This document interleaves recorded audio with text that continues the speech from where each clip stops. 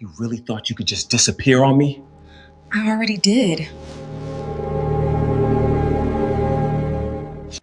You better tell your friend to back up back before this gets worse for you. He is not my friend, and it is already worse for you. Take your hands off her. I will not say it again. This has nothing to do with you. Walk away. It has everything to do with me. Get your hands off me. Her voice is low, controlled, but her eyes are telling a completely different story. Dre has her wrist, pinned against the corridor wall of the 47th floor like he owns her. Like 12,000 kilometers changed nothing. Like 3 months of silence changed nothing. Like she is still the woman who flinched when he raised his voice and made herself small when he walked into a room. She is not that woman anymore. She stopped being that woman the Tuesday morning she pulled a London front door shut behind her and chose an ocean over one more night of survival. You thought you could just disappear? His grip tightens. Run all the way to Korea? Dre, let go of my face. Or what? His fingers dig harder into her jaw. You don't know anybody in this city. You have nobody here. You never had nobody but me, and you know it. Every word lands exactly where he aims it. 3 years made him a precision instrument. He knows which places still have nerve endings, and he goes for all of them at once. She does not flinch. She does not shrink. She holds his eyes with something cold and forged and completely unbreakable. And she waits. The elevator at the end of the corridor opens. Nobody is talking after that. Shin Hyun-woo steps off the elevator and the entire corridor changes. Not loudly, not dramatically. The way a room changes when a storm decides to come inside. He stops walking. His eyes go to Amara first. 1 second, reading everything. The grip on her wrist. The hand at her jaw. The mark already forming. And then move to Dre and stay there. He says nothing. Just looks. And that silence is the most dangerous thing in this building right now. Dre feels it crawl across the back of his neck before he understands what it is. He turns, takes in the man at the end of the corridor. Tall, dark-jawed, the tattoos climbing from his knuckles up both arms, curling up his neck. That single fine streak of blonde in his dark hair catching the light. Eyes with no heat in them whatsoever. Not cold. Beyond cold. The eyes of a man who has already ended this situation in his mind and is simply walking toward the formality of it. Who are you? Dre says. Hyun-woo walks forward. 1 slow step. Take your hand off her face, he says. Quiet. The kind of quiet that fills every corner of a space and leaves no room for anything else. I will not say it again. This is between me and my... Hyun-woo moves. Not fast the way people move in panic. The way something inevitable moves. Decided, efficient, final. Before Dre finishes the sentence, his back hits the wall. Hyun-woo's forearm is across his throat. The tattoos on his arm flush against Dre's collar. And Dre's feet are barely touching the floor. One arm. Effortless. Like Dre is a problem that required minimal calculation. Hyun-woo puts his mouth close to Dre's ear. She is not yours, he says. Each word its own sentence. Its own full weight. She has not been yours since the moment she left. If you put your hands on her again, if you come near this building, if you send her a single message, if she hears your name from a number she doesn't recognize. He pauses. 3 full seconds. They will need multiple countries to find enough of you to bury. Dre's hands claw at Hyun-woo's forearm, his face darkening, his feet scrabbling at the floor. Hyun-woo holds him there, lets every word sink into bone, then releases. Dre drops, hits the wall, grabs his own throat gasping. Hyun-woo straightens his cuff, adjusts his collar, turns around like the last 40 seconds were a minor interruption between more important things. Amara is pressed against the opposite wall, one hand flat to the surface behind her, chest rising and falling. The mark of Dre's fingers already visible at her jaw. Hyun-woo crosses to her, stops directly in front of her. Close. His voice drops to something that belongs only to the two of them. Did he hurt you? Not a question, a reckoning. She looks up at him, at the jaw set so tight the muscle twitches, at the burning behind the stillness in his eyes, at the man who just rearranged the entire atmosphere of a corridor on her behalf, without being asked, and and without looking like he expects a single thing in return. "I'm fine," she says. "That is not what I asked you." "No." Quieter. "Not this time." He looks at her jaw, raises one hand and presses his fingers gently over the mark Dre left, just covering it, just warm over it, and looks at it with an expression that has no distance in it at all. She feels that touch go all the way through her. "Hyunwoo." "I know," he says.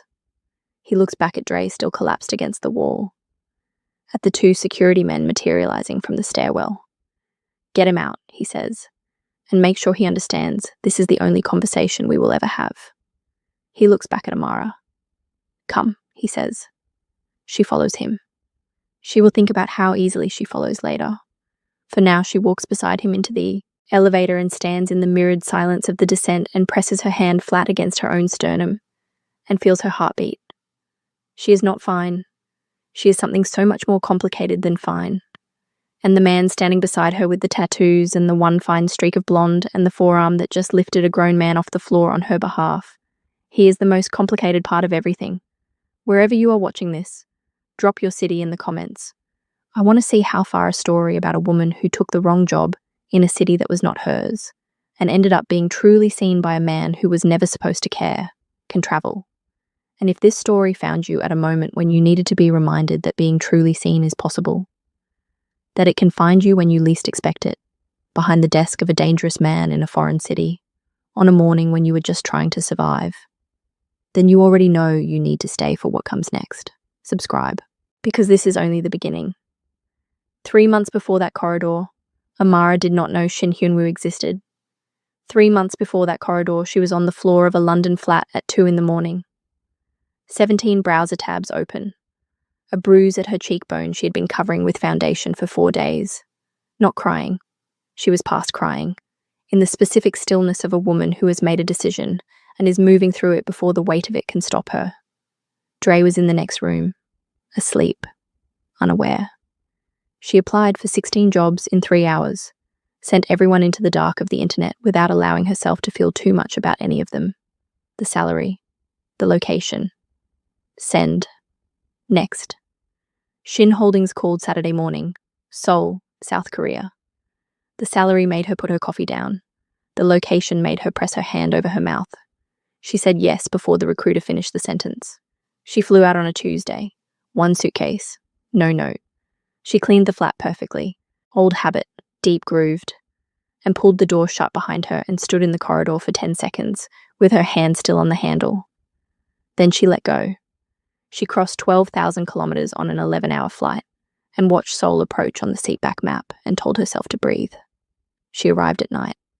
The city was lit from the inside, gold and electric and enormous. She pressed her fingers to the cold taxi window and felt something crack open in her chest. Possibility. She had not felt that in 3 years. She told herself not to trust it yet.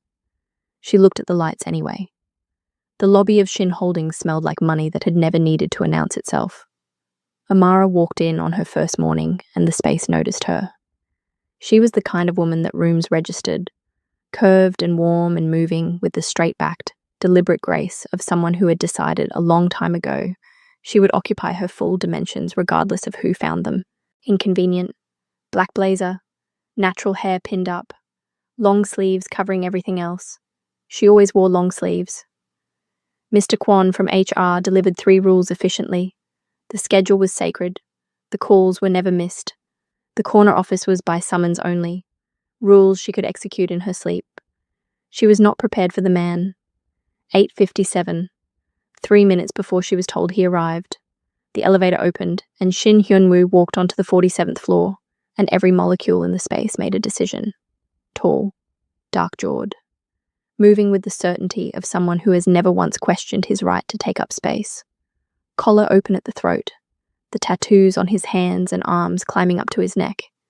That single fine streak of blonde in his dark hair, like a quiet signature on something dangerous. He stops at her desk. One full assessment, giving nothing back. You're the new secretary. Amara Osei. She stands, extends her hand. I started today. He looks at her hand, shakes it, once, brief, measuring.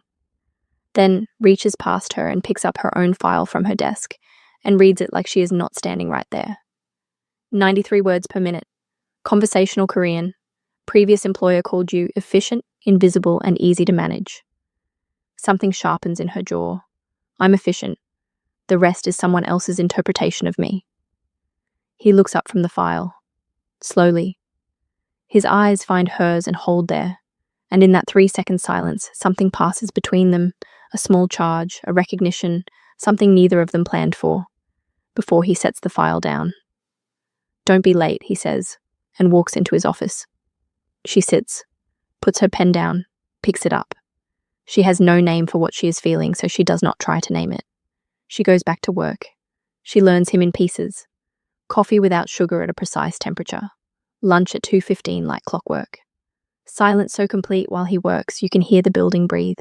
He moves through the floor, with the economy of someone for whom every action is decided before it is taken. He also watches her. Not obviously. She looks up and catches the tail end of it moving away. Turns and finds him in his doorway looking at the floor in front of her desk. Correction already being made. She notes it every time.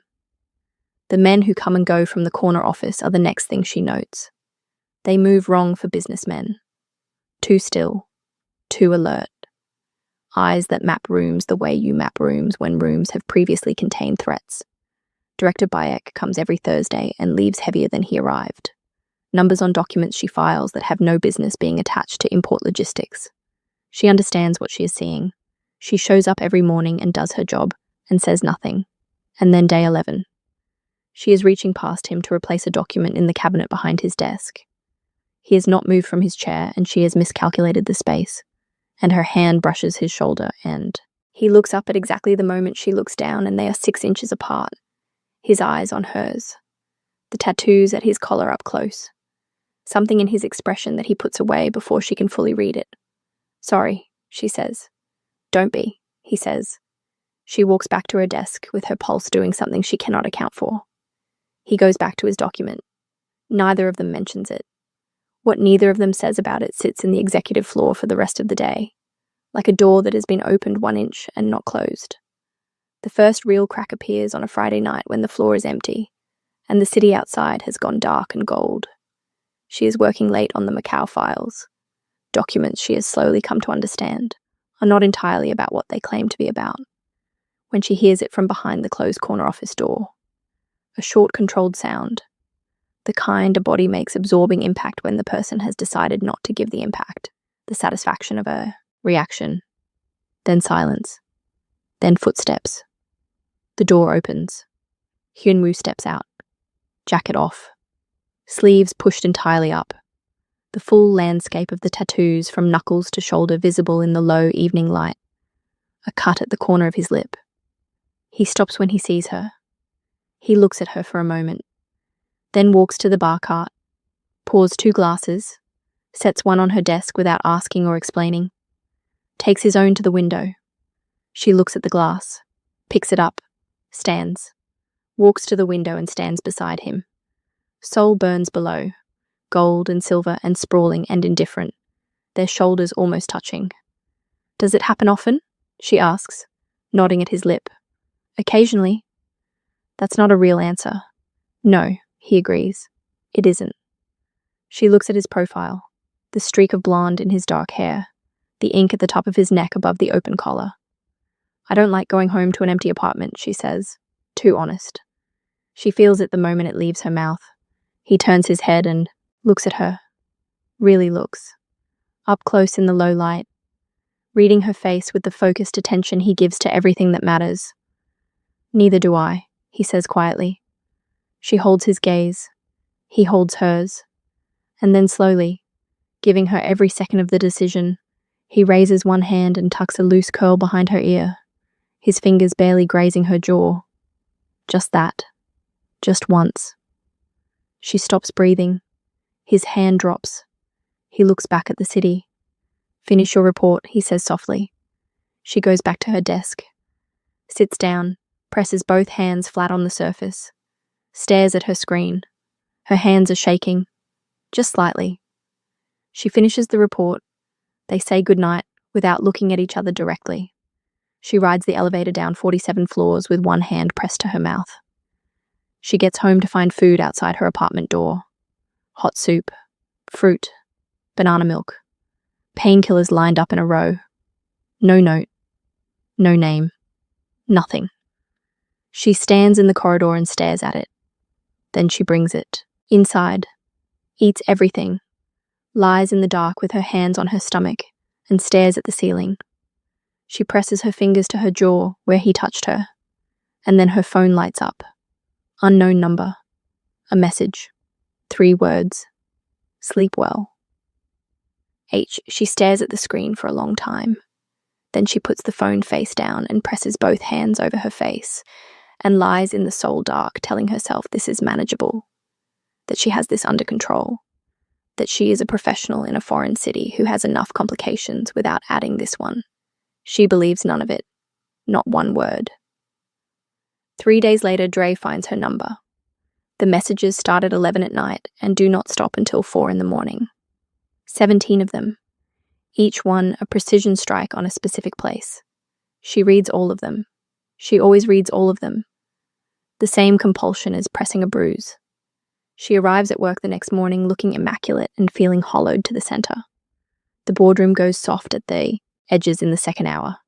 She grips the conference table, tells herself to breathe, tells herself she is fine. She is fine, she is. Amara. His voice, right beside her. His hand on her arm before she reaches the floor. The room clearing in under 60 seconds. 1 sentence in Korean, and every person in that boardroom picks up their things without a word. And then silence. Just his hands. His face level with hers as he crouches in front of her. Look at me. She looks. His face close. Close enough to see the scar through his left brow. The jaw working with something he is managing. His eyes moving over her face fast and thorough. When did you last eat? She tries to trace it back. Yesterday morning. Something moves behind his eyes. He takes her wrist to check her pulse, pushes her sleeve back, and stops. Everything stops. The bruising tells the whole story. Old scarring, fresh yellowing. 3 years written on her skin in a language she has spent months hiding under long sleeves, and the right foundation shade. He looks at it and she braces. For the pity, for the careful handling, for the look that always makes her feel like something broken being examined. And it does not come. He looks at it with his jaw set and his eyes completely still, and then his thumb moves across the bruise. Once. So carefully. So precisely. With a tenderness so controlled and so completely at odds with everything else about this man that her eyes sting before she can stop them. She looks away fast. His name, Hyunwoo says. Flat. 1 word. The temperature in the room dropping several degrees underneath it. I left him. His name.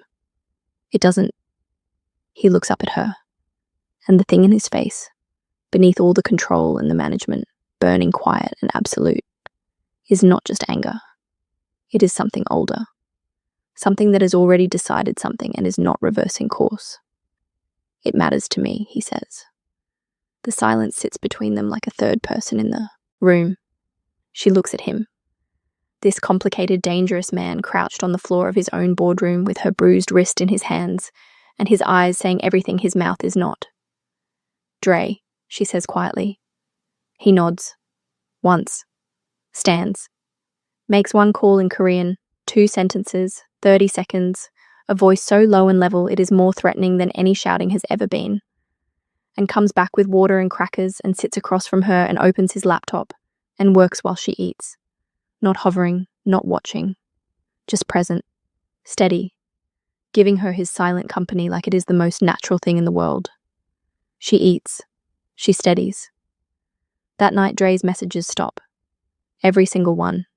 Clean. Final. Like a line being cut by a hand that does not explain itself.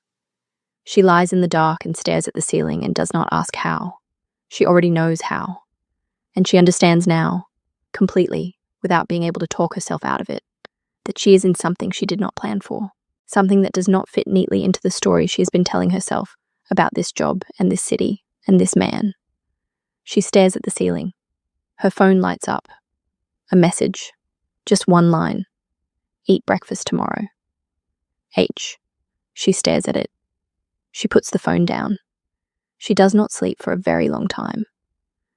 The morning after the boardroom, he is at the coffee machine when she arrives. He doesn't turn around immediately. She walks to the cabinet for her mug, and when she turns, he is looking at her jaw. Checking. She realizes he has been checking since she walked in. Their eyes meet. It's better, she says. Good. He pours her coffee without asking. Exact temperature, no sugar, and holds it out. Their fingers touch around the mug. Neither of them moves for a moment. Just the warmth of the mug, the warmth of his fingers. The morning quiet of the kitchen with Sol waking up below. She pulls the mug gently toward herself. Thank you, she says. For the coffee. For the call. For all of it. Don't thank me, he says. Why not? He looks at her. The tattoos on the hand still near hers on the counter. Something in his expression right at the threshold between open and closed. Because I would do considerably more, he says quietly. And thanks is not what I want from you. She feels that in her chest for the rest of the day. And then the rest of the day delivers something she was not expecting. Director Bayek arrives at 5. She can hear pieces of the conversation through the closed office door. Not words, just tone. Low, tight. The specific register of a conversation about something that has gone wrong. When Bayek leaves, he does not look at her desk. He looks at the floor. She notes this. At 5:45, Hyunwoo opens the door. Go home, he says. She looks up. The Hyundai account. It can wait. His eyes find hers. Go straight home. Don't stop anywhere. Hyunwoo, please. Just that. Just the one word with everything underneath it. She goes. She does not know what just walked into their story, but she feels it. Detective Park Seon-ho arrives on a Wednesday with 2 coffees, and the most disarming smile she has encountered since landing in Korea. He is handsome in the warm, accessible way. Nothing like Hyunwoo's lockdown danger. Easy manner, kind eyes.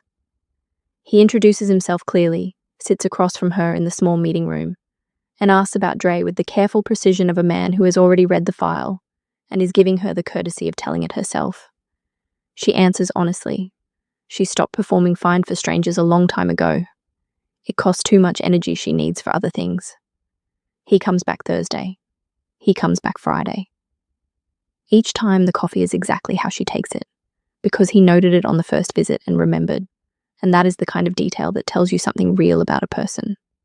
By the 4th visit, there is no notepad. He asks her about Seoul, about Bukchon and Namdaemun. He makes her laugh, the real one she still covers with her hand out of reflex. And he looks at the sound like it has genuinely surprised him into warmth. She likes him. She names that honestly. But here is the thing. The morning after his 3rd visit, she walks onto the executive floor, and Hyunwoo is in his doorway. And his eyes find her face in one sweep, and something in his jaw shifts. Barely. Real. Gone before most people would catch it. She catches it. He says nothing. He says nothing for 4 days. And on the 4th day, something happens that makes the silence irrelevant. She is at her desk at 6 in the evening when 4 men step off the elevator, and she knows immediately they are not clients.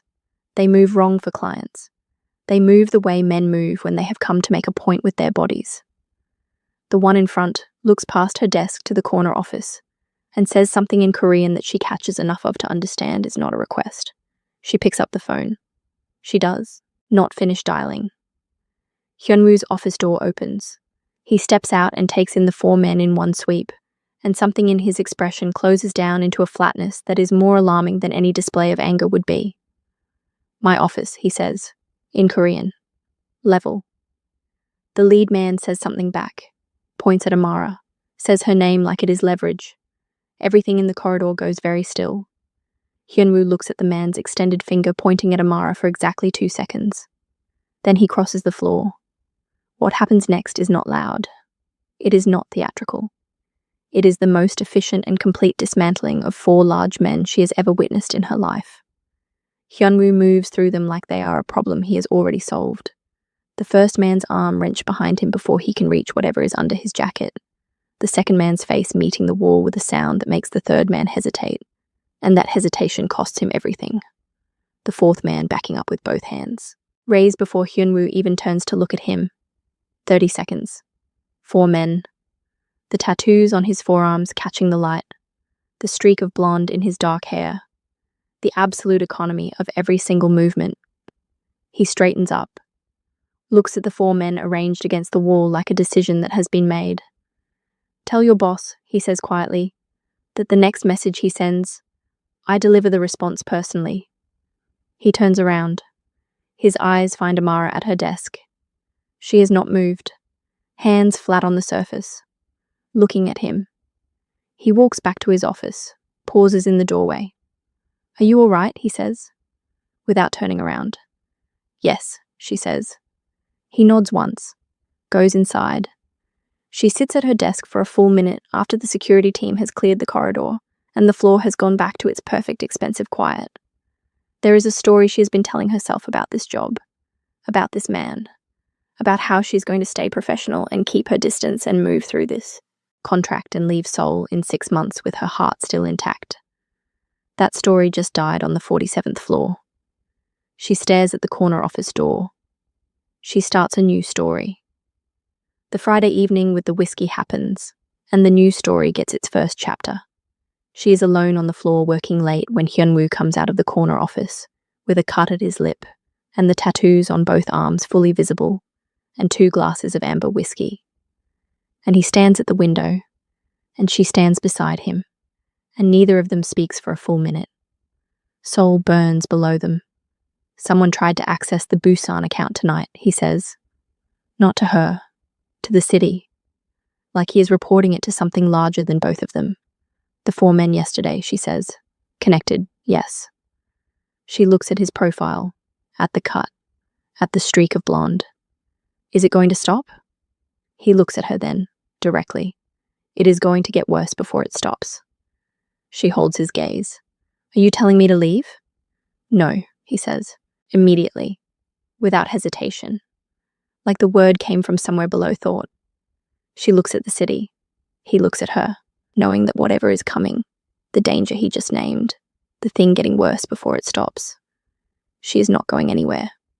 She is not going anywhere, and she has stopped pretending otherwise. The confrontation happens on a Friday evening, with the floor empty and the city going purple outside the glass. Hyunwoo comes to her desk directly. No intercom. He stands in front of her with his hands in his pockets, and the stillness of a man managing something significant beneath the surface. The detective has been here 4 times, he says. She puts her pen down. He is working a case. He is building a case against this company. Against me. You are the access point. No cruelty, just fact delivered without decoration. He pulled your hospital records from London, the emergency room visits. He is using your history to build emotional proximity. That is not kindness. That is a strategy. The words land. How do you know about my hospital records? 1 beat. Honest. Because I looked at them first, he says. The air cracks clean open. She stands. They are close, and she feels the full fact of how tall he is, and how much heat is coming off him beneath all that controlled surface. You had no right. No, he says quietly. I didn't. She stops. Because he does not defend it, does not explain it away. He stands underneath the admission and holds her eyes, and lets her have the anger fully, and does not move from underneath it. The anger moves through her, and underneath it, all of it rushing up at once, the food outside the door and the whiskey at the window and the thumb across her bruise, and the call that ended 17 messages, and the fingers at her jaw, and the coffee held out without asking. She looks at him and feels something she's not going to be able to manage anymore. Don't look at me like that, she says. Barely a sound. Like what? Like I am something you have already decided about. He is quiet. The tattoo at his neck moves when he swallows. What if I have, he says. What if that decision was made the morning you told me efficient and invisible was someone else's interpretation, and I have simply been too controlled to say so until right now? The silence after that rewrites something permanent. She picks up her bag. Good night, Hyunwoo. Good night, he says. She walks to the elevator, steps in, turns around. He is still at her desk, still watching her, with an expression she has never seen on him, open, certain, carrying nothing held back. The doors close. She rides down 47 floors with her back against the wall and her heart slamming against her chest. She stands on the Seoul street in the night air. She tells herself to get it together. Her heartbeat laughs at her. The Saturday no one planned arrives the way the best things always do, quietly, without announcement, on a morning that looks ordinary and becomes everything. She comes in for the Macau files, does not expect him. His shoes at the entrance of the executive floor, kitchen light on. She walks in, jacket off, sleeves pushed entirely up, the tattoos from knuckles all the way up both arms in the clean morning light. He turns when he hears her and his face has not arranged itself yet. 1 full second of completely unguarded before it settles. Neither of them says good morning. She needs a mug. Shelf is behind him. She walks past him to reach it and he does not move, and the kitchen is suddenly the smallest room in Seoul. She has the mug. She turns. He is right there. She looks up. He looks down. Nothing between them. No distance, no pretense, no more management. Amara. Low. Her name only. Carrying 3 months of everything unsaid. Don't start, she says. Knowing it is already started. That it has been started for weeks and she has simply been the last to stop pretending. Tell me to step back, he says. Eyes on hers, placing the decision entirely in her hands. Say it and I step back right now. She says nothing. He raises one hand slowly, unhurried, giving her every second, and touches her face. His thumb at her cheekbone. The tattoos on his fingers warm against her jaw. She feels that touch go through every wall she has ever built, all the way down to the woman who existed before she learned to make herself small, all the way down to the woman who is still there, who is always still there. She makes a sound, quiet, involuntary. She feels him hear it in the breath he takes. He kisses her, not urgently, with the precise focused control he gives to everything that matters, which makes it more devastating than any urgency could ever be. His hand at her face, her fingers gripping his shirt, his other arm coming around her waist and pulling her closer. The tattoos on his forearm warm against her back, the kitchen still, Seoul below, 2 very controlled people coming completely undone in the most deliberate way. When they break apart, she keeps her eyes closed for 1 full breath, opens them. This is a terrible idea, she says. Yes, he says, not apologetic, just honest. You run a criminal organization. Yes, I work for you. You run me, he says, flat, completely undecorated. That is a different thing entirely. She looks at him, at everything he is, the tattoos, the blonde streak, the scar through his brow, the man underneath all of the danger who left food outside her door and said neither do I to a window in the dark and pressed his thumb across her bruise like she was something worth being careful with. She kisses him again. She starts it, rises up and presses her mouth to his and feels the sharp breath he takes like something she has fought for and won, and his arms come around her fully, and she feels the warmth of the tattoos on his forearms against her back, and she kisses him with everything. With London and the floor and the 17 browser tabs and the bruise and 12,000 kilometers of running. All of it, every single piece of it. And he holds her like she is the thing his arms have been built for without his knowing. They stay like that until Seoul comes fully awake below them. She presses her forehead to his jaw. Still a terrible idea, she says. She feels him smile against her hair. Not the managed almost smile she is sometimes caught, across the office. Real, private, small, entirely for her. She holds on, looks at Seoul going gold through the kitchen window. She is home. She has not been home in 3 years. She is home now, and it has tattoos and 1 fine streak of blonde, and it is without question the most dangerous and most right thing that has ever happened to her. But it is Saturday morning, and they are standing in a kitchen 47 floors above Seoul. And neither of them has said the word yet for what this is. And then his phone goes off. He does not move immediately. He holds her for another second, just one, deliberate, like he is choosing to hold it against whatever is coming. And then he reaches for it. He reads the message. The warmth in his face does not leave entirely, but something moves behind his eyes, something that tells her the world outside this kitchen has just sent them both a reminder that it has not gone anywhere. "What is it?" she says. He looks at her. "Jiang Wusong," he says. She does not know that name yet. She will. What follows is the best and most dangerous stretch of her life, and she chooses it with both hands open. They do not name it out loud. No declarations, no neat conversations about definitions. What they are lives in the vocabulary below words. In the mornings at the coffee machine where his arm presses against hers and neither moves apart. In the hand at the small of her back in corridors. In the text messages she is never supposed to see the context of and always understands anyway. But something has changed since that Saturday morning. And it is not just them. The floor feels different. The men who come and go from the corner office come more frequently. Director Bayek arrives on a Tuesday as well as the usual Thursday. Hyunwoo takes calls that make him stand very still at the window, with his back to the room and the tattoos on his neck visible above his collar, and his free hand pressed flat to the glass. She watches and says nothing. She is a smart woman. She understands that whatever Yang Wusung is, whatever that name in his message on Saturday morning means, it is getting closer. One evening she comes home and her door code does not work. She calls the building manager. Security upgrade, she is told, arranged by the emergency contact on the unit file. She looks at the name, stares at her phone. "You changed my door code. 4 minutes. The old one was too simple." She types and deletes 3 responses. Settles on. "We will talk about this." He replies, "I look forward to it." She puts her phone face down and presses both hands to her face. This man. This impossible, dangerous, completely impossible man. She is not fine. She has never been less fine. She is also more certain than she has been of anything in 3 years.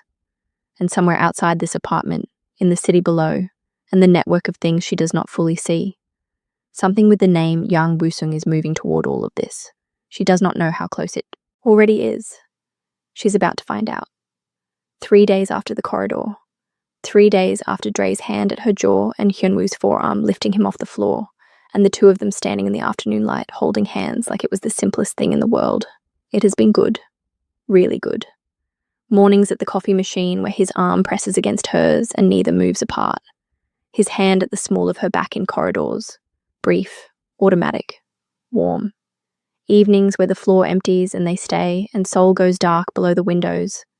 And the silence between them has stopped being careful and started being comfortable. She is not bracing anymore. She had not even realized she was always bracing until she stopped. And then Thursday. Director Bayek walks into the corner office at 5:14 and closes the door. She watches the door close. She notes the time. She goes back to her screen. At 5:34, the door opens and Hyunwoo steps out and his face is the flattest she has ever seen it. Not calm. Flat. The specific flat of a man who has received information and is deciding what to do with it before he allows himself to feel it. He stops at her desk. "Go home," he says. She looks up. "The Macau. Now." She sits forward. "What happened?" He looks at her face, like he is memorizing it, like he wants to have it exactly right before whatever comes next. "I will explain everything tonight," he says.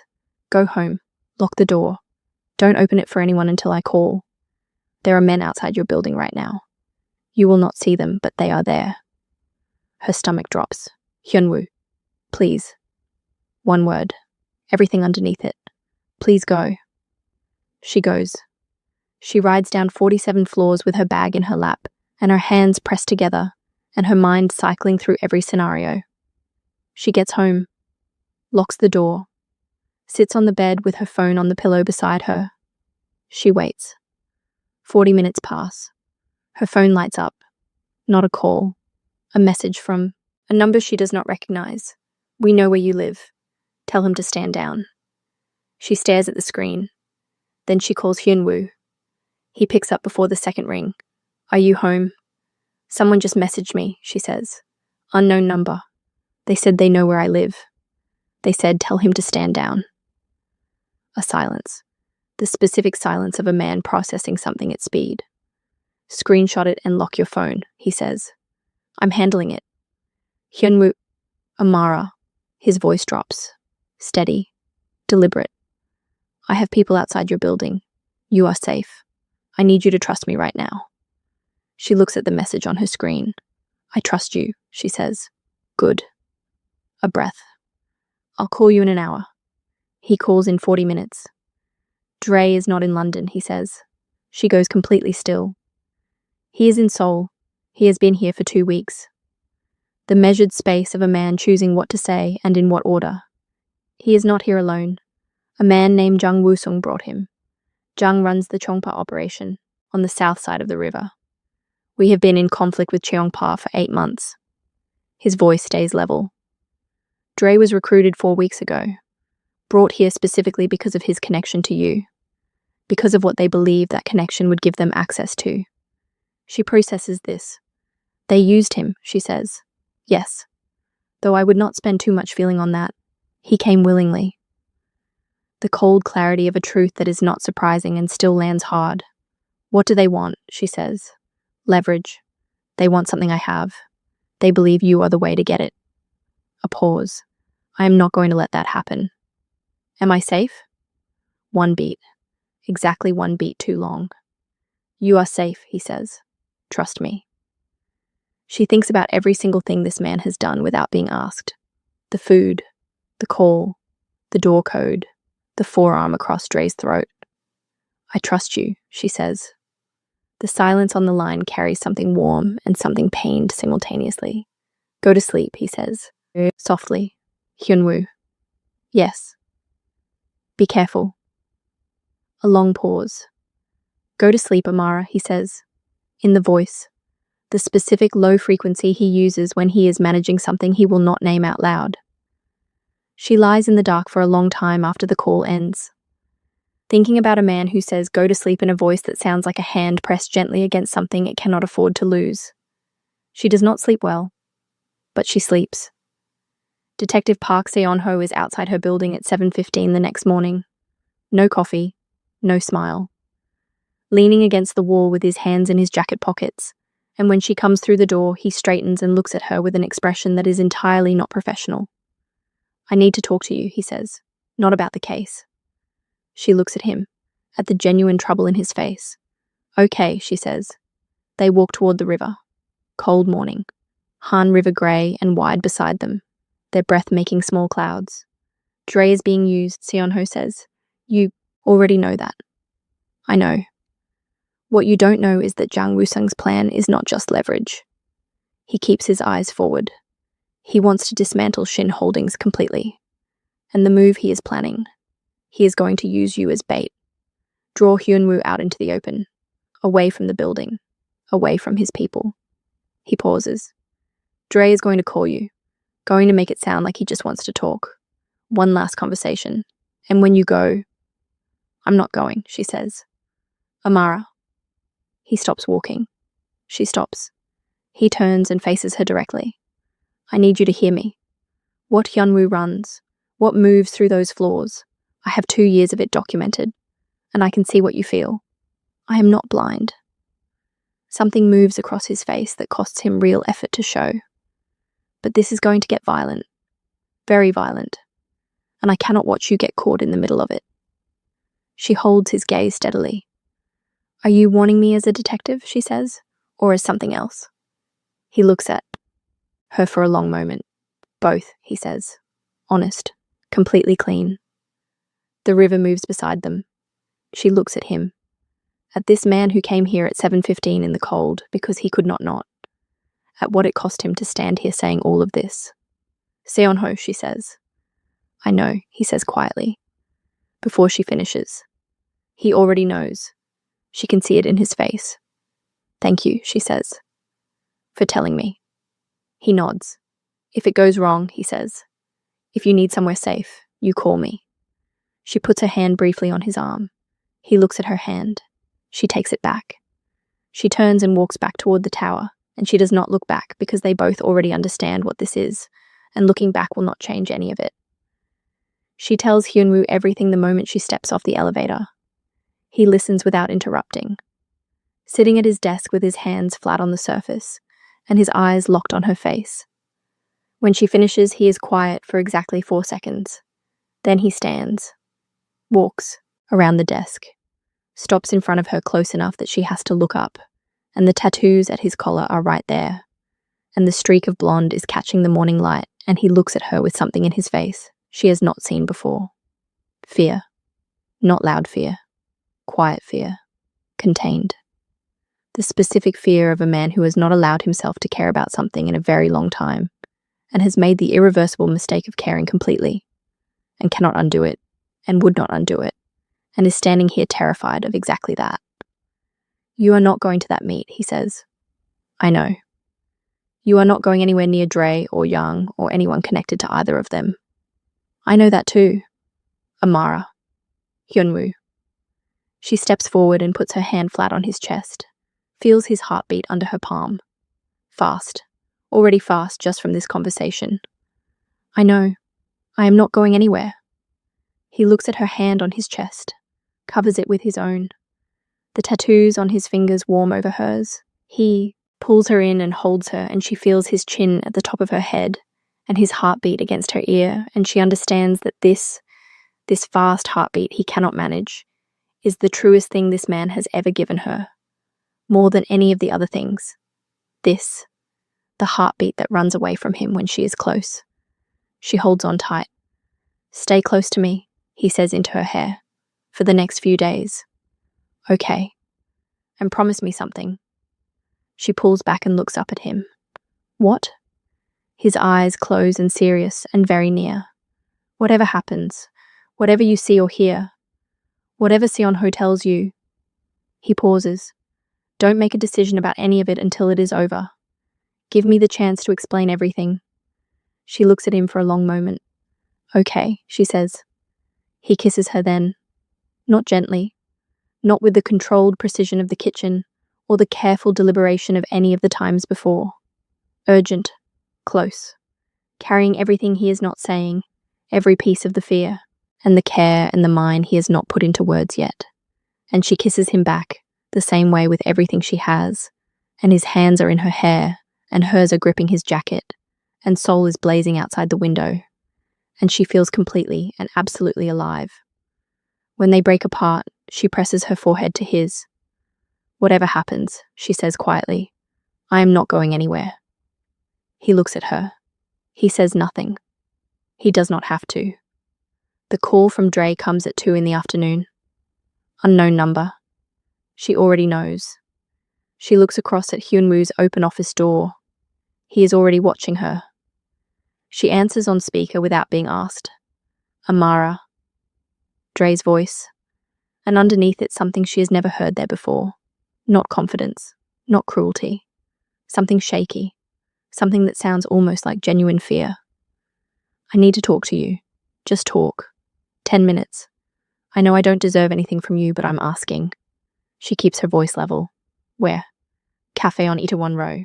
Blue sign. 7 tonight. I'll think about it. She ends the call. Hyunwoo is in the office doorway before the screen goes dark. Their eyes meet. Don't go, he says. I wasn't planning to. Amara? I mean it. I know you mean it. She stands, walks to him, looks up. What are you going to do? He holds her gaze. End it, he says. One sentence. No decoration. Carrying every implication of every word.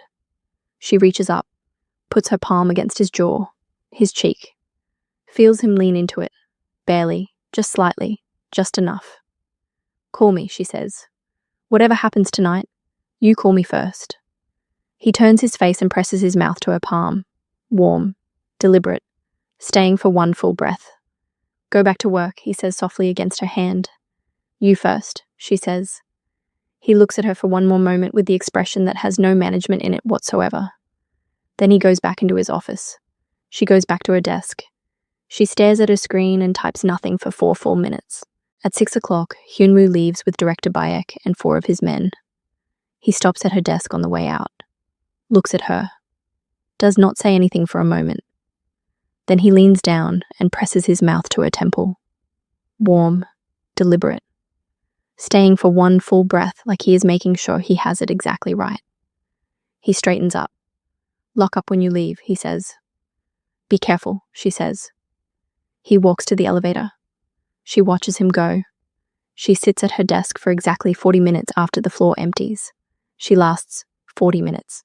The address Director Bayek gives her is a warehouse near the Mapo waterfront. 3 black cars outside.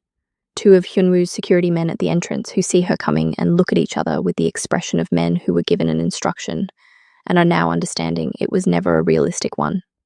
She walks through them. Inside is large and cold and smells like river water and concrete. Strip lighting throwing hard shadows. And she does not walk into the aftermath of something. She walks into the middle of it, because it is not over yet. Jang Woo-sung's men, 6 of them, large, spread across the warehouse floor, are still moving. Hyunwoo's 4 men are dealing with 3 of them in the far corner, and the sound of it is loud and physical and completely real. Fists connecting, bodies hitting concrete, commands in Korean cutting through the noise. And in the center of the space, Hyunwoo himself is facing 2 men simultaneously, and she stops walking, and she watches. He moves through those 2 men the way water moves through a problem, finding angles, using their size and momentum against them. The tattoos on his forearms catching the strip lighting as his arms move. The first man throws a punch that Hyunwoo slips under completely, just ducks, effortless, like he saw it coming from the man's shoulder, and comes up with an elbow to the jaw that puts him on the concrete in one single sound. The second man pulls something from his jacket and Hyunwoo catches his wrist mid-reach, twists once, sharp, short, final. And the thing clatters to the floor and the man is on his knees with Hyunwoo's hand at the back of his collar before he understands what has happened to him. 30 seconds. 2 men. The tattoos on his forearms. The streak of blonde in his dark hair catching the overhead light. Every movement decided. Not a single wasted breath. Then he looks up. And he sees her. The expression that crosses his face is the most unguarded thing she has ever witnessed on him. Completely open. Relief and fury occupying every single inch of him simultaneously. Amara. You have a cut above your eye, she says. He blinks. Looks at her standing in the middle of his warehouse in her coat, with her chin up and her hands completely steady. I told you to stay. I know what you told me. She is already crossing the floor toward him. I came anyway. He watches her come. One of Jang's remaining men tries to move. Between them, Young, making the worst decision of his evening, and Hyunwoo's hand shoots out without him even looking, and grabs the man's collar and deposits him sideways out of her path like moving a chair from a table. She stops in front of him, looks at the cut above his right eye, the blood running thin down his cheekbone, the torn collar, the tattoos on his arms fully visible in the strip lighting. She raises her hand and presses her fingers carefully to the cut. He catches her wrist. Gently, his fingers around it. I'm all right, he says. You're bleeding. Amara, you are bleeding on your face, Hyunwoo. The corner of his mouth moves. The tiniest fraction. Just that. Around them, the warehouse is settling. His men have the remaining men from Jang's side contained against the far wall. The sounds fading. And in a chair in the center of the space, zip-tied, expensive shoes, cold eyes, Jang Woo-sung, completely still in the way of a man who is lost and is not finished, being angry about it. And beside him, Dre wrist-bound, looking like a man who has been frightened all the way into something approaching honesty for the first time in his life. Hyunwoo looks at her. Stay here, he says. I'm not going anywhere, she says. He holds her gaze for one moment. Then he turns to Jang Woo-sung, and the warmth leaves his face like a switch being turned off. She does not hear all of what Hyunwoo says to Jang Woo-sung because she is looking at Dre. She has not looked at him directly since she walked in. She looks at him now. 3 years. That is what she is looking at. 3 years of her life sitting in a chair with zip ties on its wrists, in a warehouse it had no business being in. And he looks small. Not the enormous shadow that crossed 12,000 kilometers with her without being invited. Not the voice that stripped her down at 2 a.m. with 17 messages. Just a man. Frightened. Ordinary. Out of his depth in a room that was always going to be too large for him. She examines what she feels. Not pity. Not satisfaction. Something closer to the specific quiet freedom of looking at the thing that controlled you for 3 years. And finally, completely, seeing it for exactly what it is. Just a man. Just a bad decision in a cold warehouse. Just a version of the past that no longer has any claim on her future. Hyunwoo glances back at her over his shoulder, reading her face the way he always reads her face. Do you want to say anything to him, he says. She looks at Dre for a long moment. At the plea and the fear and the old habit of believing if he looks at her long enough, she will soften. She sees all of it, every piece of it. Then she looks away. No, she says. Complete. Final. Hyunwoo nods once, looks at his men. Get him to the airport, he says. One direction. Make sure he understands that clearly. She watches them walk Dre through the warehouse door. He looks back once, over his shoulder. She holds his eyes until he is through the door and gone, and the warehouse is quiet, and his face is no longer something she has to look at ever again. Then she breathes out. Long, slow, complete. 3 years. Gone through a warehouse door in Mapo on a Thursday night without a single word. No dramatic ending. No final speech. Just a door closing and the sound of it and the silence after. She did not know freedom could feel this quiet, this ordinary, this much like just breathing. She feels him beside her before she hears him, just there. Warm, his shoulder against hers. She turns and looks up at him. He looks down at her. Okay, he says. Yes, she says, meaning it more than she has meant anything in a long time. He looks at her face, every inch of it, missing nothing. Then he takes her hand, just that, his fingers through hers, the tattoos on his knuckles warm under her fingertips. They stand in the quiet warehouse with Seoul visible through the high windows. All that light, all that city, all that life, going on entirely unaware, and she feels the weight of 3 years lift from her chest. Not all at once, not dramatically. The way weight lifts when you put something down you have been carrying so long you forgot what your hands felt like empty. She leans into him slightly. He puts his arm around her. They stand like that. Just here. Just this. And then Director Bayek appears in the warehouse doorway. Mr. Shin, he says. Yang is asking for terms. Hyunwoo looks at her. She looks back. Go, she says. He squeezes her hand once. Let's go. Straightens his collar and walks back across the warehouse floor into the last piece of it. She watches him go. At the tattoos on his neck. At the streak of blonde catching the light. At the man who is many dangerous things and is also, undeniably, impossibly, with her whole chest. Hers. She waits. She has gotten very good at waiting. She is done waiting for anything except this. She cleans the cut above his eye in the back of the car on the way home. He sits still for it with the specific patience of a man who is entirely capable of tolerating his own injuries and finds the fussing of others unnecessary and is also absolutely not going to stop her. She presses a clean cloth carefully to the cut. He watches her face while she works, the focus in her eyes, the small line between her brows, the way her hands move, steady, sure, completely gentle. You scared me tonight, she says, without looking up. I know, he says. I'm sorry. Are you actually sorry? Yes. She looks up at him. Their faces close in the back of the moving car, his eyes still bleeding slightly, the tattoos on his neck, the streak of blonde catching the passing streetlights, the scar through his brow she has been looking at for months. Don't do that again, she says. I can't promise you that, he says.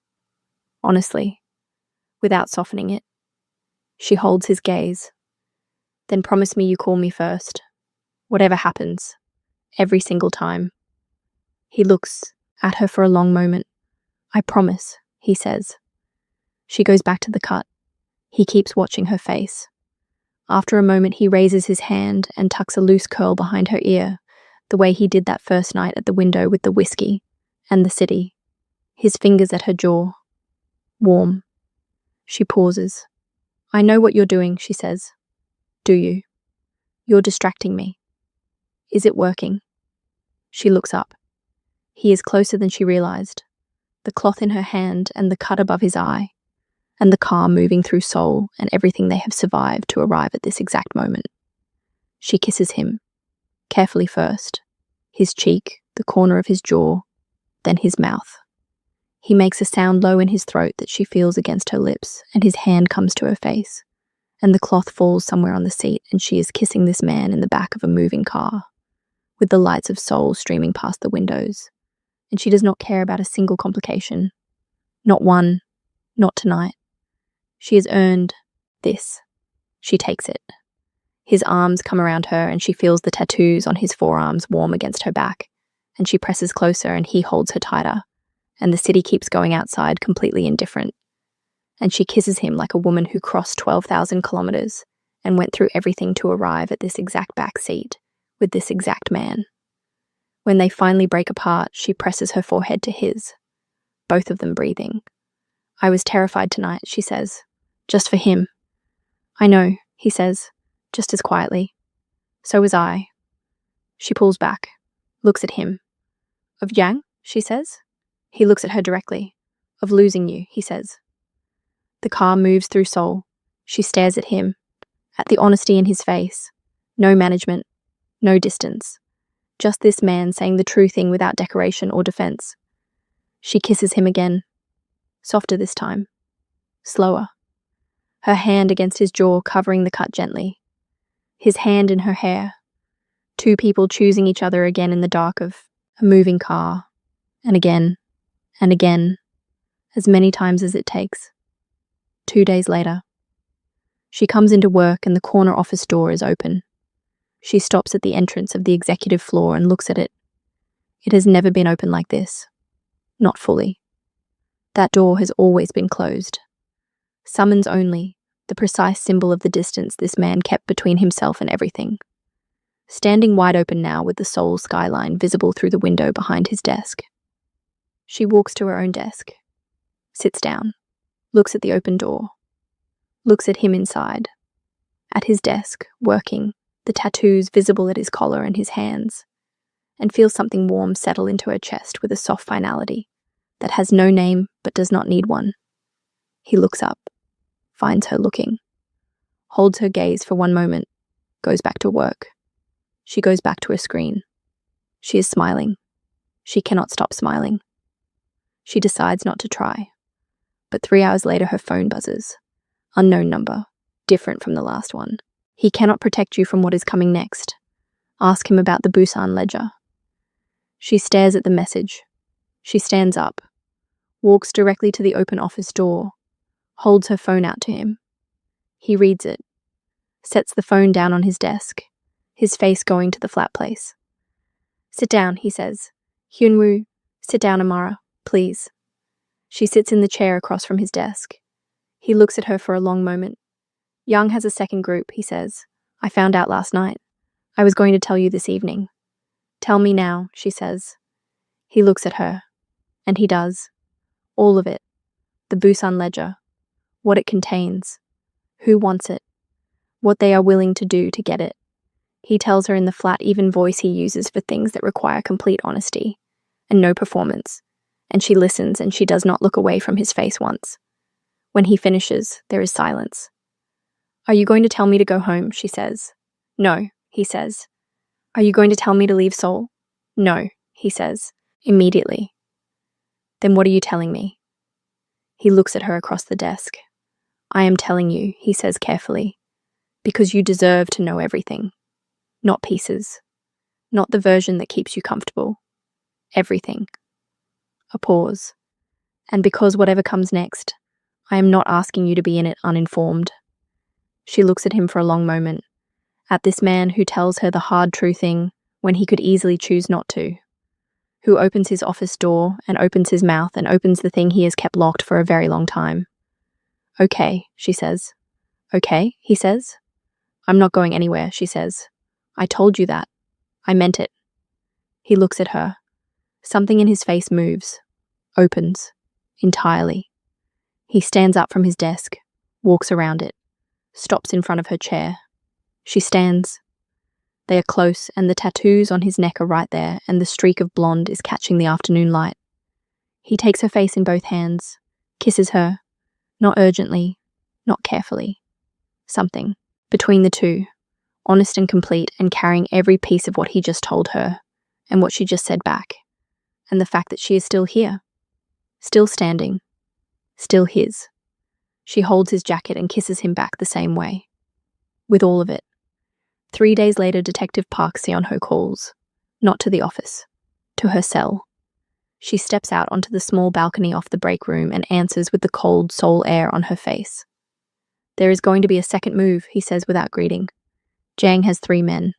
They have been watching your building since last night. She goes still. How do you know this? Because I have been watching them watch you. A pause. I'm not telling you this for any angle. I'm telling you because whatever I feel about any of this, he stops. Starts again. Quieter.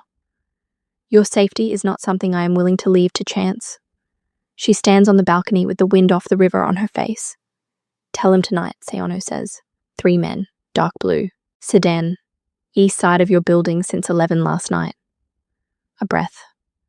And Amara, be careful. She goes back inside and walks directly to the corner office doorway.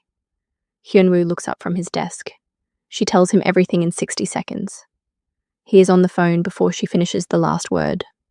What happens that night she is there for. All of it.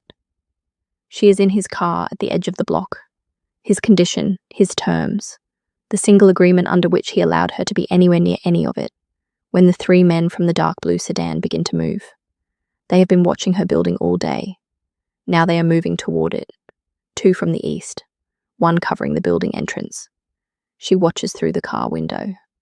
Hyun-woo's men materialize from 3 directions at once, like they were always there, and the 3 men simply had not seen them. Because Hyun-woo's men are very good at being invisible, until precisely the moment invisibility is no longer the point. The first confrontation is fast and complete.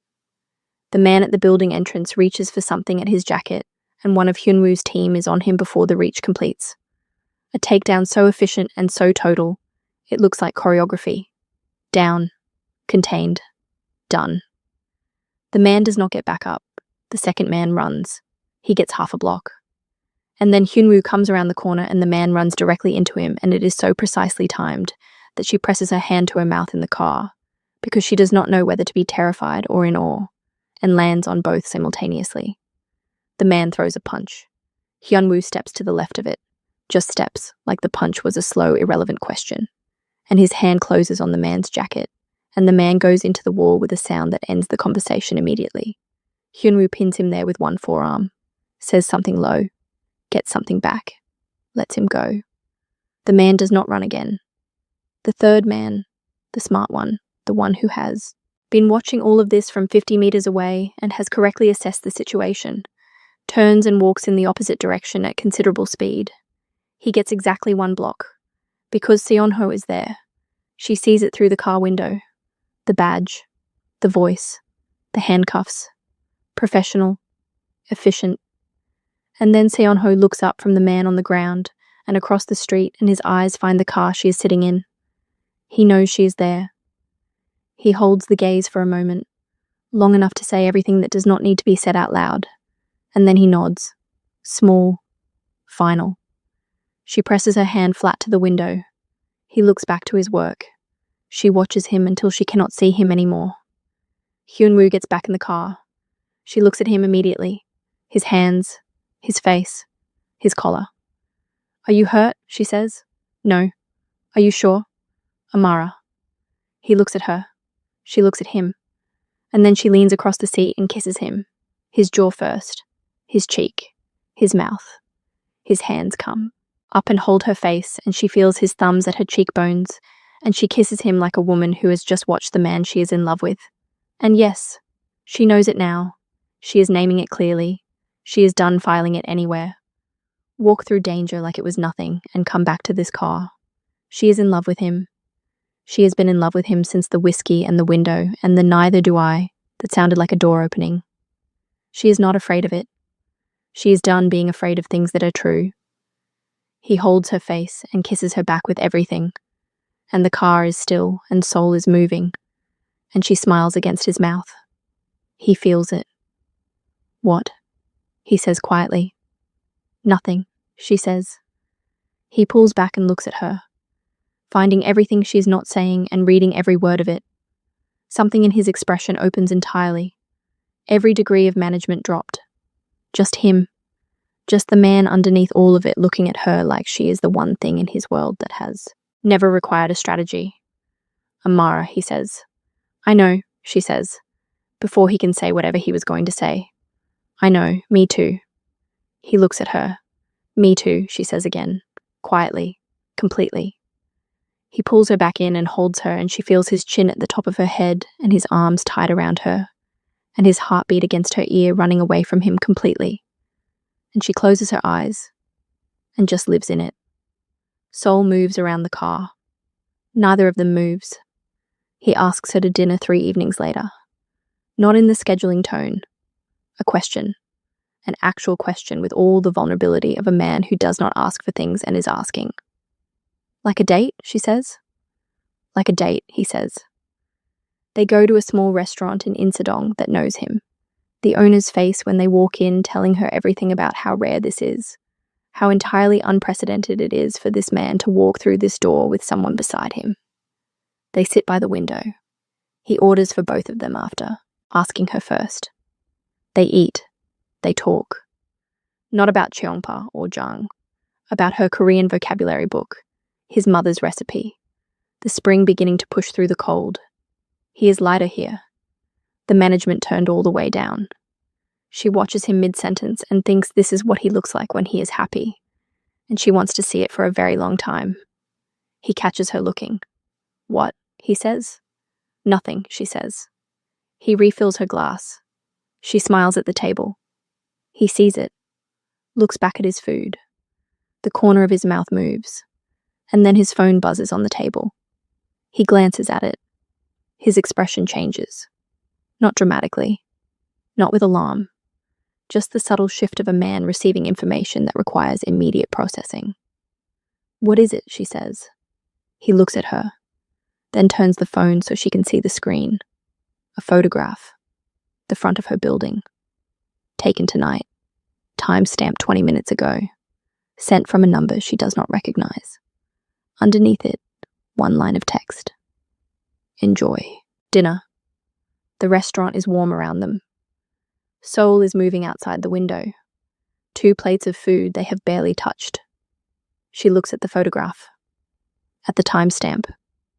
At the fact that someone is telling them right now, in this moment, in this restaurant, that they are being watched. She looks up at him. He is already looking at her.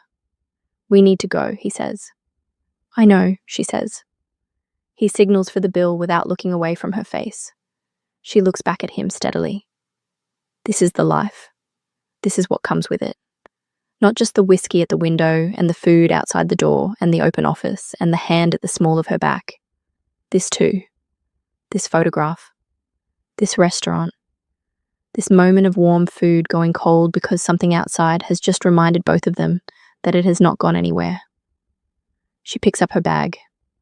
Okay, she says, simply, completely. He looks at her. Okay, he says. I'm still not going anywhere, she says. He holds her gaze for one moment. Then he stands, puts his hand at her back, walks her out of the restaurant and into the Seoul night and into whatever comes next. What comes next is resolved before midnight. The number from the photograph traces back to one of Zhang's remaining people, a man who did not get the message clearly enough, the first time. By 11:45, he has received it clearly. By midnight, the building is clean. By 12:15, Hyunwoo's car is outside her building, and he walks her to her door and stands in the corridor with his hands in his pockets looking at her. Come in, she says. He looks at her. Are you certain? He says. I have been certain, she says. Since the whiskey at the window. He is quiet. Then he leans down and kisses her slowly, his hands at her face, her hands at his chest. The corridor light above them and Sol outside the window, and the particular stillness of a moment that both of them know is not an ending. It is a beginning, an actual beginning, with everything known and nothing hidden, and both people standing in it with their eyes wide open. She takes his hand. She leads him inside. In the morning, Sol comes through the curtains in long gold lines, and she lies looking at the ceiling, listening to the city, and to his breathing, and to the specific quiet of her own chest. No bracing, no waiting, no holding herself ready for the part where this becomes something to survive. Just this. He wakes up, turns his head, and looks at her. She looks back. "Good morning," she says. "Good morning," he says. 4 syllables. His voice. Her apartment. Sol. The best 4 syllables she has ever heard. He makes coffee while she showers. She comes out to find him at her small kitchen counter with 2 cups and the morning light on the tattoos on his forearms and the streak of blonde in his unbrushed hair, reading something on his phone with the focused expression he gets when something requires his full attention. He looks up when she appears, holds out her coffee. There, fingers touch around the cup. "Sit," he says. "I'll make food." "You don't have to." "Sit, Amara." She sits. She watches him cook in her small kitchen and drinks her coffee. And Sol shines outside her window, and she thinks about the Tuesday morning she pulled a London door shut behind her. About the 11-hour flight. About the cold taxi window and the lights and the thin thread of possibility she had not trusted yet. She trusts it now. Completely. Without reservation. 1 week later, Detective Park Seon-ho comes for the last time. Small cafe near the river. Already there when she arrives. No coffee. Just him. Sitting with his hands folded on the table like a man who has made his peace with something and came here to say so out loud. "I closed the case," he says, before she even sits down. She looks at him. "All of it?" "All of it." He holds her gaze. "I had enough to pursue it. I chose not to. Because the woman I built half that case around made her choice with her eyes fully open, knowing everything. And that is not something I get to take apart because I wanted it to go differently." She feels the full weight of what it cost him to say those 2 sentences. "Seon-ho, don't." Gently. "I'm not saying it for anything back. I'm saying it because it's true and because you deserve to hear it." She nods. "You are going to be extraordinary at this job," she says. He smiles, tired and real. "I already am." She smiles back. 5 minutes. Just 2 people who met inside something complicated and found something simple on the other side of it. When she stands to go, he stands too. She extends her hand. He takes it. Firm, warm, final. "Take care of yourself," he says. "You too," she says. She walks out into the spring Seoul air and does not look back. She knows what is behind her. She knows what is ahead. She walks back to the tower. 47 floors up. The executive floor. Her desk. The corner office with the door that is open now. Open every day now.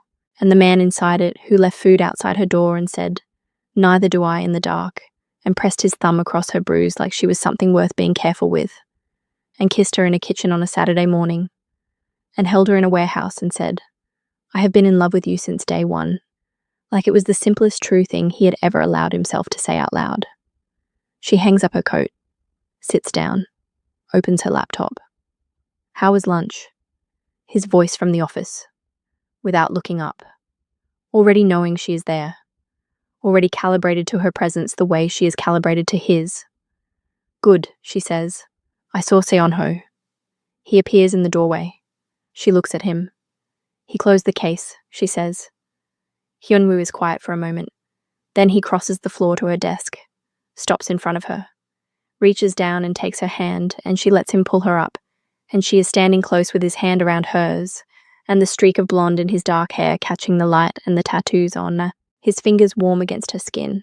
He looks at her face, at Amara, who crossed 12,000 kilometers running and landed at the door of the most dangerous man she would ever meet, and built something real in the ruins of everything she thought she had lost, who wore long sleeves and kept her chin up and showed up every morning and learned a man in pieces and let herself be learned in return, who stood in a warehouse and pressed her fingers to a cut above his eye, like it was the most natural thing in the world, who sat in a restaurant and looked at a photograph of her building and said, "I'm still not going anywhere," who chose herself first, then chose him, who is standing here right now in the warm light of the 47th floor looking at him like he is hers.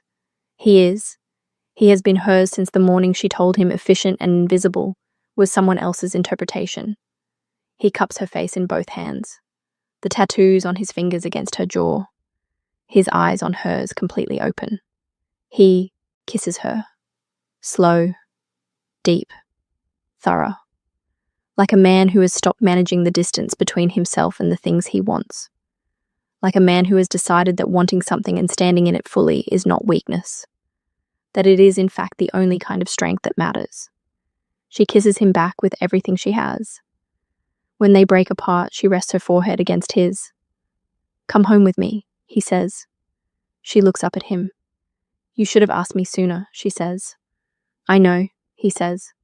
She reaches up and straightens his collar, lets her hand rest on his chest, feels his heartbeat, still fast, still running away from him when she is close, still the truest thing he has ever given her. "You're asking now," she says. "I'm asking now," he says. "Then yes," she says. "Always yes." He looks at her, and Shin Hyunwoo, who controls everything and manages everything and kept everything at a precise, calculated distance for a very long time, smiles. Not the managed, almost smile. Not the contained professional expression. The real one. Full and warm and private and entirely for her. She has never seen it like this. Not this fully. Not this completely. She is going to spend a long time making sure she keeps seeing it. She picks up her bag. He takes her hand. They walk to the elevator together. The doors open. They step inside. The doors close. Seoul keeps burning below, enormous and gold and indifferent, entirely unaware that somewhere in a glass tower above it a woman who had been running for 3 years has finally, completely, permanently stopped. She is not invisible. She is not easy to manage. She is not hiding her sleeves or her scars, or the full dimensions of who she is. She is Amara. She is loved. She is home. The elevator descends. She leans her head against his shoulder. He presses his mouth to her hair. Seoul carries them down into its light. If you made it to the end of this story, you already know what it cost her to get here. 3 years of shrinking, 12,000 kilometers of running, and one desperate job application that turned out to be the most dangerous and most defining decision she ever made. Some of you watching this are in the middle of your own version of that journey. You are not at the ending yet. You are still in the part where you are hiding your sleeves and praying nobody looks too closely. But you are moving, and that matters more than you know. Drop your city in the comments. Let us see where Amara's story traveled today. Share it with someone who needs it, and subscribe. Because every week we come back here and we tell stories about women who choose themselves, even when it is terrifying, even when the man offering safety has tattoos on his neck and blood on his hands, even when you are not sure the version of yourself you are running towards still exists. Amara found her. And so can you.